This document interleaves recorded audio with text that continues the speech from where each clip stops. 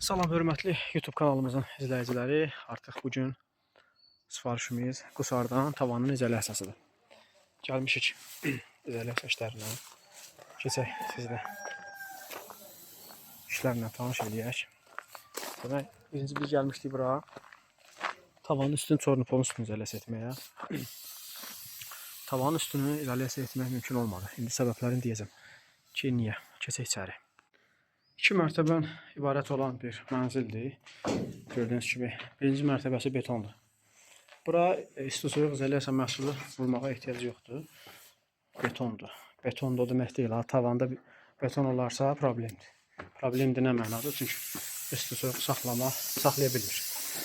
Səbəb də odur ki, beton qızar, ondan sonra verir aşağı. Amma artıq ara mərtəbələrdə beton etmək yaxşıdır ki, həm səsə görə, həm deformasiyaya görə, həm çata görə. İndi isə artıq gəldik yuxarı mərtəbəyə. Yuxarı mərtəbə gördüyünüz belə boşluqlardır. İndi orada da müəyyən boşluqlar var. Onlar tərəfimizdən bağlanacaq. İndi isə keçək otaqlara. Otaqlarda ustalarımız əllərinə sağ ol. Usta, yorulmuyorsan, əllərinə sağ ol. Usta hazırda tavanın poliuretan izolasiya işlərini görür.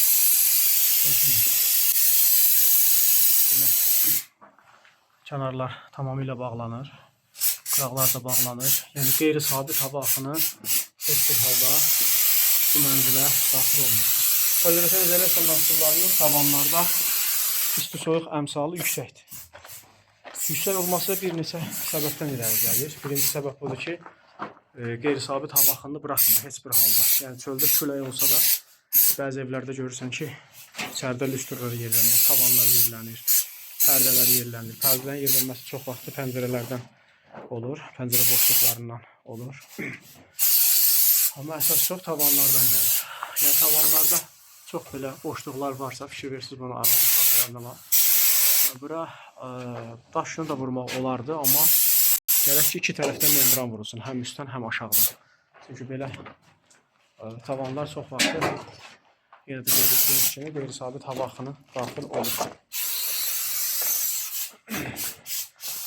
Su vaxtdan öncə və ya əvvəl işlərin icra olunması heç bir problem yoxdur. Əsas odur ki, nəmişlik götürən məhsul olmasın. Misal üçün, daş yığınlarını gərək təmirdən sonra, yəni su vaxt məhsulları görülsün, yəni yaş işlər görülsün, ondan sonra icra olunsun. Amma poliuretan izolasiya məhsullarında isə buna xüsusi ehtiyac yoxdur ki, istənilən vaxtı, istənilən nəmişliyə və istənilən rütubətə davamlıdır. Hazırda bu işlər Qurtuluş tərəfindən Qusarda icra olunur. Hazırda işlərimiz növbəli formada icra olunur. Həm Bakıdan, həm də rayonlardan bu kimi sifarişlərimiz var.